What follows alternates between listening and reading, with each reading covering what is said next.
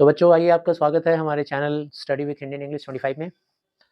आज हम लोग एक बहुत ही सुंदर कविता पढ़ने जा रहे हैं हिंदी की मातृभूमि, जो कि आईसीएसई बोर्ड में भी आता है, वेस्ट बंगाल बोर्ड में भी इम्पोर्टेंट है। ये जो कविता है, इस कविता में सोहन लाल द्विवेदी की कविता, इसमें मातृभूमि की यानी हमारे भारतवर्ष की एक सुंदर छटा का वर्णन किया गया है, एक सुंदर दृश्य का वर्णन किया गया है। कवि को अपनी मातृभूमि पर गर्व है। सोहन लाल द्विवेदी जी को अपनी ये जो भारतवर्ष की भूमि है इसके ऊपर गर्व है। तुम्हें भी गर्व होना चाहिए, हमें भी गर्व होना चाहिए। हम सब इसके पुत्र हैं। भारतवर्ष हमारी माता है। यहाँ राम, सीता, कृष्ण और गौतम बुद्ध जैसे महान व्यक्तित्वों का जन्म हुआ, महान पुरुषों का जन्म हुआ। यहाँ पर जो बहती हुई झरने हैं, नदियाँ हैं, आकाश, यहाँ का जो है वो आसमान, मतलब ऊंचे-ऊंचे पर्वत जो हैं वो आकाश चूमते रहते हैं। तो इसी की सुंदरता के बारे में बखान की गई है। तो आइए हम लोग कविता लाइन बाय लाइन पढ़ें। ऊंचा खड़ा हिमालय आकाश चूमता है। हिमालय हमारे भारतवर्ष के उत्तर दिशा में है ना? जहाँ हिमाचल प्रदेश है, नेपाल भी है हमारा पड़ोसी देश, ठीक? वहीं पर हिमालय है। हिमालय की वजह से ठंडी-ठंडी हवाएं हमारे देश में आने से हिमालय रोकता है। हिमालय हमारा गौरव है। उसकी वजह से हम लोग अन्य ठंडे देशों की तरह से उतने ठंडे नहीं हैं, हमारे देश का जलवायु उतना ठंडा नहीं है।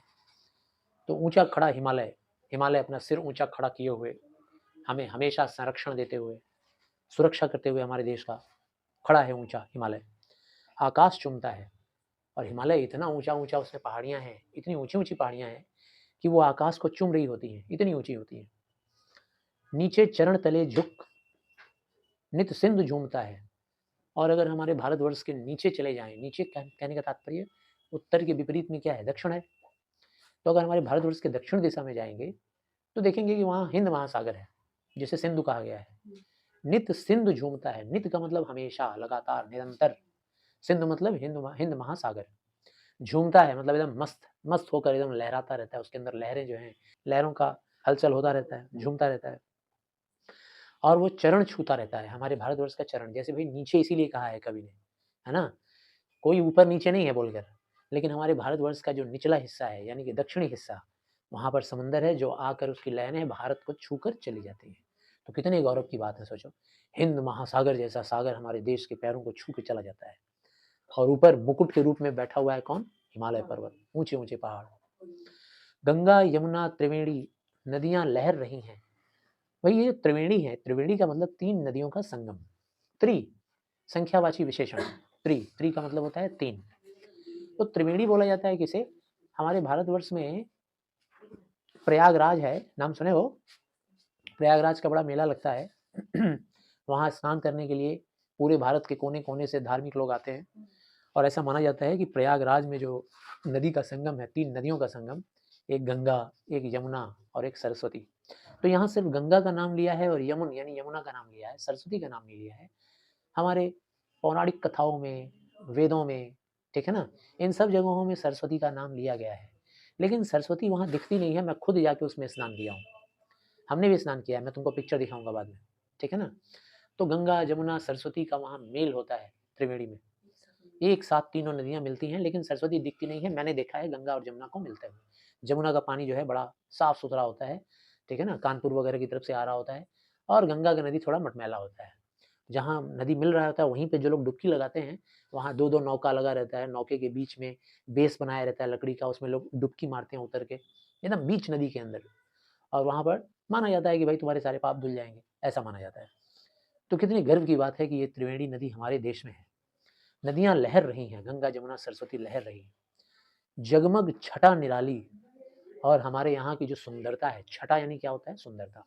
हमारी प्राकृतिक सुंदरता, जगमगाती हुई, चकाचौंध कर देने वाली सुंदरता, फूलों से, हरियाली से, ठीक है ना? झूमते हुए फसल हमारे खेतों में, ये सब मिल-जुल कर निराले हैं भई, निराला दृश्य प्रस्तुत करता है हमारा देश। पग-पग छहर रही है, पग-पग छहर रही है मतलब हर पल अगर आप देखो, थोड़ी-थोड़ी दूर पर अगर आप देखो, तो आपको दिखाई देगा कि वो बिखर रही है। छहर रही है का शुद्ध मीनिंग क्या होगा? बिखर रही है, पग-पग पर। ऐसा नहीं है कि बस एक जगह पर, पहाड़ी जगह पर, हमारे मैदानों में भी, भारतवर्ष के मैदानों में भी बिखर रही है। यह पुण्य भूमि मेरी, यह स्वर्ण भूमि मेरी। पुण्य भूमि बोला गया है क्यों भाई? क्योंकि यह पुण्यात्माओं का देश है। भारत में जन्म लेना ही अपने आप में एक पुण्य कार्य है, एक पुण्य बात है, क्योंकि ये राम जी का धरती है, ये कृष्ण जी का धरती है, ठीक है ना। महापुरुष जो पुरुषोत्तम मर्यादा राम थे, उनकी धरती है, उनकी धरती है, कृष्ण की धरती है, इसीलिए पुण्य कहा जाता है। पुण्य यानी पवित्र। और यह स्वर्ण भूमि मेरी, कवि कहते हैं कि यह भूमि मेरे लिए स्वर्ण भूमि है। अच्छा भाई, स्वर्ण का मतलब क्या होता है? सोना। तो किसी चीज़ को अगर हम लोग सोना बोलते हैं तो मतलब बहुत अच्छा है वो, ठीक है ना।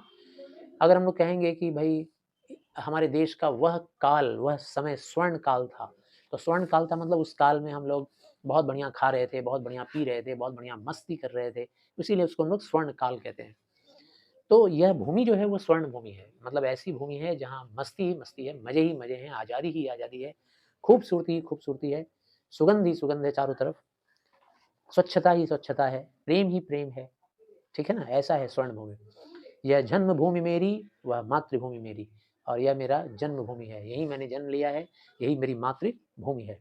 सुनकर कविता हम लोगों को भी ऐसा महसूस हो रहा है कि ऐसा लग रहा है जैसे हमारे लिए ही रचना रचित हुआ है।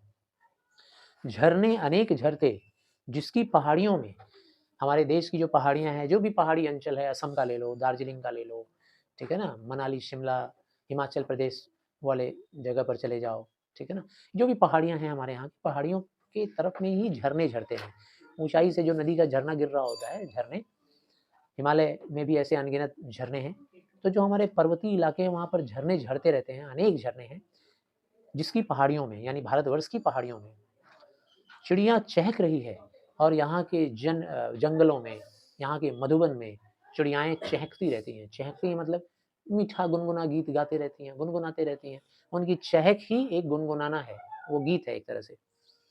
हो मस्त झाड़ियों में, वो चिड़ियाएँ मस्त होकर झाड़ियों में गुनगुनाती हैं, गीत गुनगुनाती हैं, गाती हैं, ठीक है ना। अब सोचो कितना प्यारा अनुभव लगता है ना, आप जहाँ रह रहे हो जिस कमरे में, खिड़की पर कोई चिड़िया आए फुदकते हुए और चहचहाए, तो कितना प्यारा अनुभव लगता है, मीठा-मीठा सा, ठीक है।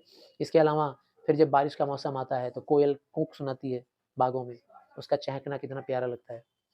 अमराइयाँ घनी है, कोयल पुकारती है, बहती मलय पवन है, तन मन संवारती है। अमराइयाँ घनी हैं, अमराइयाँ किसे कहते हैं भाई? तो आम के बागों को कहते हैं, आम के बगीचों को अमराइयाँ कहते हैं।